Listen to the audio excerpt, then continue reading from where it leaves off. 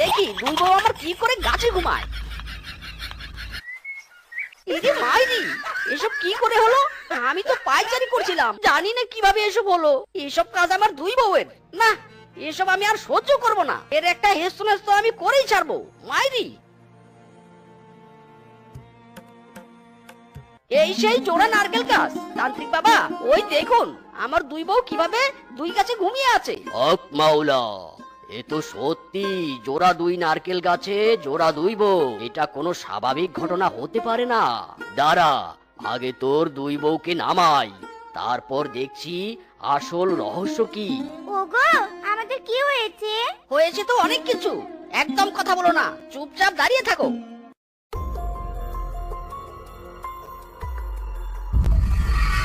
আমি জানি তুই এসব করছিস, বল কেন এসব করছিস?